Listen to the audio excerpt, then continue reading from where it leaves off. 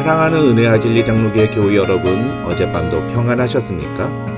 오늘도 새벽의 만나를 통해 하나님과 만나고 하나님의 말씀을 듣는 저와 여러분이 되시기를 주님의 이름으로 축원합니다. 오늘 새벽의 만나 본문은 출애굽기 29장 42절에서 46절입니다. 출애굽기 29장 42절에서 46절을 제가 읽어드리겠습니다.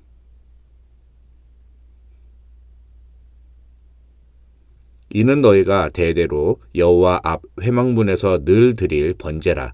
내가 거기서 너희와 만나고 네게 말하리라.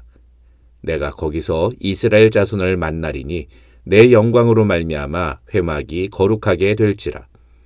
내가 그 회막과 제단을 거룩하게 하며 아론과 그의 아들들도 거룩하게 하여 내게 제사장 직분을 행하게 하며 내가 이스라엘 자손 중에 거하여 그들의 하나님이 되리니 그들은 내가 그들의 하나님 여호와로서 그들 중에 거하려고 그들을 애굽 땅에서 인도하여 낸 줄을 알리라. 나는 그들의 하나님 여호와니라. 오늘 본문인 출애굽기 29장 42절에서 46절은 하나님이 성막을 만들라고 명령하신 궁극적 목적이 무엇인지를 보여주는 매우 중요한 본문입니다. 오늘 본문에서 하나님은 성막이 단지 제사를 드리는 장소가 아닌 하나님이 거하시는 곳이며 하나님과 이스라엘 백성들이 만나는 장소라고 표현하십니다. 그러면서 하나님의 임재, 하나님이 이스라엘 백성들 중에 거하시는 것이 무엇을 의미하는지를 한 절 한 절마다 자세히 말씀하십니다. 먼저 42절을 보겠습니다. 사실 이 42절은 우리가 어제 다룬 38절부터 시작되는 제사장이 매일 아침과 저녁에 드릴 상번제와 연결되는 구절입니다. 어제도 잠시 말씀드렸습니다만 약간 간단하게 말씀드리고 정리한 감이 없지 않아서 오늘 이 상번제에 대한 내용을 조금 더 자세히 다루도록 하겠습니다. 학자들은 이 상번제를 가리켜 어떤 특정한 목적을 가지고 드리는 제사가 아닌 매일 아침과 저녁에 하루도 빼놓지 않고 하나님께 드리는 상번제는 이스라엘 민족과 하나님 사이의 관계를 보여주는 대표적인 제사라고 설명합니다. 어제도 말씀드렸습니다만 그래서 이 상번제는 우리가 매일 하나님께 드리는 예배와 하나님과의 교제를 상징합니다. 42절은 바로 그런 의미입니다. 42절에서 하나님이 내가 거기서 너희와 만나고 네게 말하리라 하고 말씀하시는 것은 곧 하나님이 그의 백성들과 어떤 관계를 맺고 싶어 하시는지를 보여주는 아주 확실한 선언이라고 볼 수 있습니다. 하나님은 매일의 삶 속에서 우리가 드리는 예배를 통해 우리와 만나기를 원하십니다. 이것은 우리의 삶의 기초가 무엇이어야 하는지를 보여주는 것이라 할 수 있습니다. 다시 말해서 그리스도인은 매일 하나님과 만나고 하나님의 말씀을 듣는 것이 그 삶의 기초이어야 한다는 것입니다. 그것이 바로 상번제의 현대적인 의미입니다. 어떤 목사님은 이 상번제에 대한 내용을 가지고 하나님은 우리가 일주일에 하루도 쉬지 않고 새벽 기도를 드리라고 명령하셨다고 말하는데 이것은 이 본문을 율법주의적으로 곡해하는 것입니다. 물론 우리가 이 상번제를 드리는 마음으로 매일 시간을 정해놓고 하나님의 말씀을 읽거나 기도하는 시간을 갖는 것은 매우 중요합니다. 그러나 그것을 새벽 기도와 연결시키고 하루도 빼먹으면 안 된다고 주장하는 것은 매우 잘못된 해석입니다. 이 42절이 우리에게 주는 메시지의 핵심은 하나님은 우리와 매일 만나기를 원하시며 매일 우리에게 말씀하시기 원하신다는 것입니다.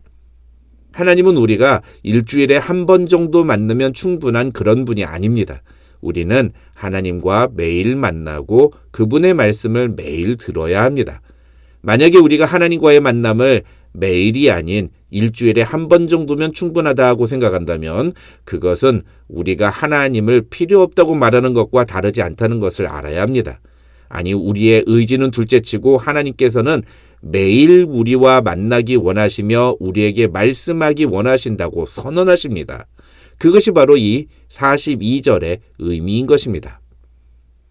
그 다음 43절에서 하나님은 내가 거기서 이스라엘 자손을 만나리니 내 영광으로 말미암아 회막이 거룩하게 될지라고 말씀하십니다. 여기서 초점은 하나님의 영광으로 말미암아 회막을 거룩하게 하실 것이라는 말씀입니다. 다시 말해서 이 본문은 어디가 거룩해지느냐가 중요한 게 아니라 무엇 때문에 거룩해지느냐가 중요한 것입니다. 그런 점에서 우리는 하나님의 영광이 어떻게 나타나느냐를 놓쳐서는 안 됩니다. 이것을 이해하는 데 가장 중요한 단어가 바로 회막이라는 단어입니다. 이 회막이라는 단어는 성막이 곧 하나님이 이스라엘 백성과 만나는 장소라는 의미입니다. 내가 거기서 이스라엘 자손을 만나리니 라고 말씀하신 것이 바로 이 회막이라는 단어의 의미인 것입니다. 그래서 이미 눈치채신 분도 계시겠습니다만 오늘 본문에서 하나님은 성막을 회막이라고 부르십니다. 즉 오늘 본문은 하나님과 이스라엘 백성들 간의 만남의 목적과 그 결과가 무엇인지를 보여주는 것이 핵심인 것입니다. 이것을 신약적인 개념으로 설명하면 성령 하나님께서 우리 안에 내주하시며 우리와 만나실 때 우리가 거룩한 존재가 된다, 이렇게 말할 수 있습니다. 여기서 핵심은 두 가지입니다. 첫째, 우리의 거룩은 하나님과의 만남을 통해서만 가능한 사건이라는 것이고, 둘째, 우리의 거룩은 우리가 스스로 이룰 수 없는, 그것은 오직 하나님의 영광이 우리 안에 함께 하심으로만 가능한 것이라는 것입니다.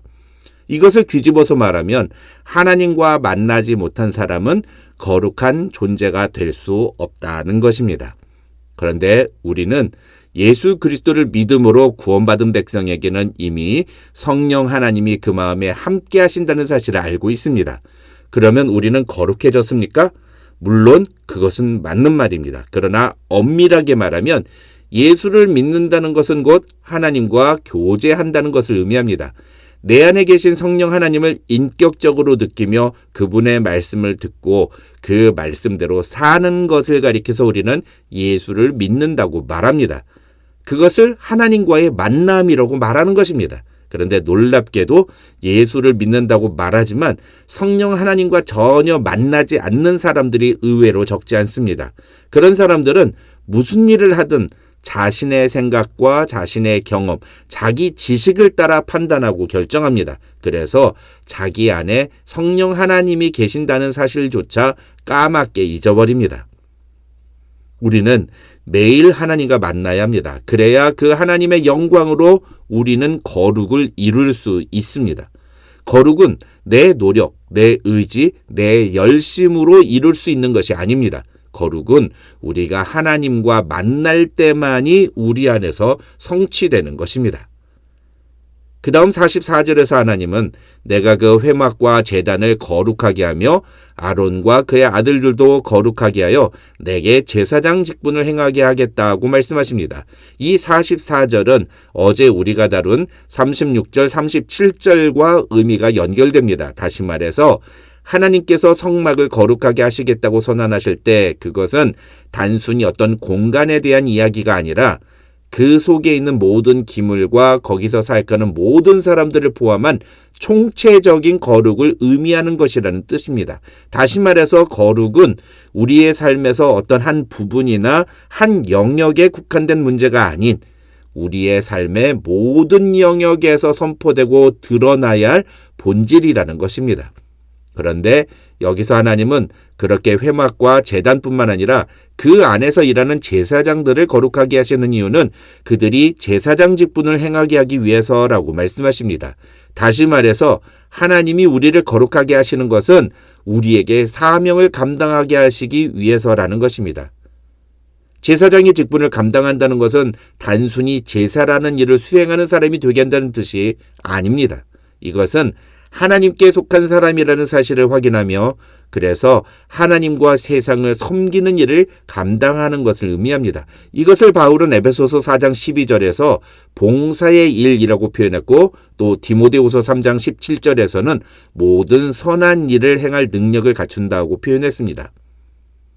구약시대 제사장의 직분은 분명히 성소 안에 한정된 일이었습니다. 하지만 신약시대의 왕같은 제사장인 우리의 직무는 세상 속에서 행하는 모든 선한 일과 연관되어 있습니다.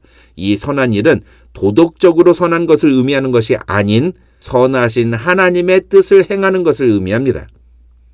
마지막으로 45절과 46절에서 하나님은 내가 이스라엘 자손 중에 거하여 그들의 하나님이 되리니 그들은 내가 그들의 하나님 여호와로서 그들 중에 거하려고 그들을 애굽 땅에서 인도하여 낸 줄을 알리라. 나는 그들의 하나님 여호와니라고 말씀하십니다. 이 말씀은 사실 시내산 언약의 핵심입니다. 다시 말해서 하나님이 이스라엘 백성들을 애굽에서 구원하신 것은 하나님은 이스라엘의 하나님이 되시고 이스라엘 자손은 하나님의 백성이 되게 하시기 위해서였다는 것입니다. 어떤 학자는 이것을 하나님의 나라의 개념과 연결시킵니다. 즉 하나님의 임재는 곧 하나님의 통치를 선언하는 것이며 그래서 하나님의 임재를 고백하는 자들은 하나님을 자신의 왕으로 자신의 주인으로 인정하며 살아야 한다고 주장합니다. 하나님은 자기 백성을 구원하셔서 자기 임재 안으로 우리를 부르십니다. 그것을 가리켜 구원이라고 말합니다.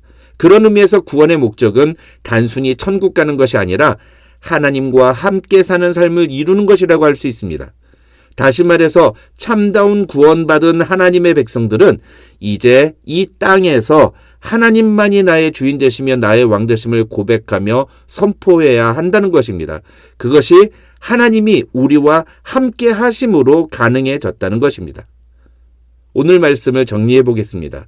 첫째로 하나님은 매일 우리와 만나고 우리와 말씀하기 원하시는 분입니다.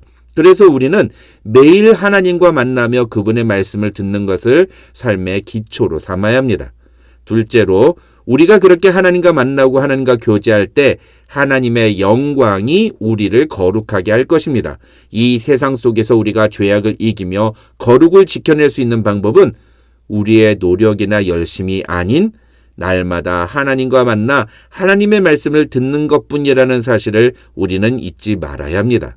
셋째로 하나님이 우리를 거룩하게 하시는 것은 우리로 직분을 감당하게 하기 위해서임을 우리는 잊지 말아야 합니다. 마지막으로 우리는 그렇게 이 세상에서 우리와 함께 하시는 하나님을 고백하며 하나님만을 나의 하나님이라고 시인해야 합니다. 그것이 하나님의 백성의 참다운 모습입니다. 오늘도 이 말씀을 기억하며 우리와 함께 하시는 하나님의 은혜와 영광을 경험하는 저와 여러분이 되시기를 주님의 이름으로 축원합니다.